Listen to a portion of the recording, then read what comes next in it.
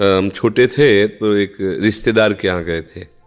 गर्मियों की छुट्टी में बच्चे जाते हैं ना अपने संबंधियों के यहाँ, 1 महीना की छुट्टी होती है तो वही घूमने का अवसर मिलता है, तो परिवार के सदस्य जन छूट दे देते हैं, बहन के यहाँ, मौसी के यहाँ, मामा के, ऐसे। तो बहन के यहाँ गए थे, तो बहन की जो पति की बहन होती है उसे नंद कहते हैं, वो उनके यहाँ ले गई थी। तो उनके यहाँ हम गए हुए थे तो एक कमरे में देखा एक नौजवान व्यक्ति पड़ा हुआ था, वो शायद उनकी ननंद के पति थे। तो उनको पता नहीं क्या लगा, भगवान की प्रेरणा, हम तो बच्चे ही थे, तो हमें बुलाया, ऐसे नज़दीक गए तो रोने लगे। उनका बच्चा अब हमारी कोई बात नहीं सुनता तो हमें मन में है आपसे बता दें।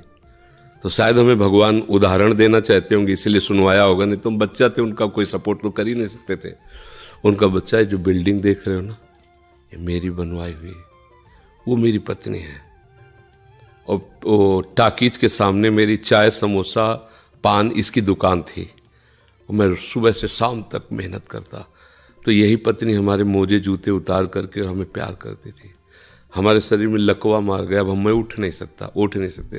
बोले 2 रोटी से ज़्यादा भोजन नहीं देती, और कहती ज़्यादा देंगे तो बार बार शौच करोगे, हमें फेंकना पड़ेगा। बोले हमको मारती भी है, हमसे बात नहीं करती, चिल्लाते रहते हैं, हमारे सामने दूसरे पुरुष को बुलाती, बात करती, ऐसा। बोले किससे कहूँ, अगर कहूँ तो ये मारेगी आकर के, कहना नहीं।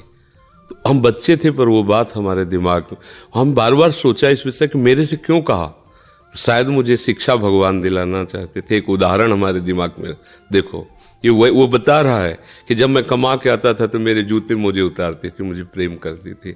आज वही पत्नी है, मेरा ही सब वैभव है, मुझे रोटी भर पेट है, क्योंकि लकवा मार गया, शरीर बेकार हो गया, अब वो पड़ा ऐसे।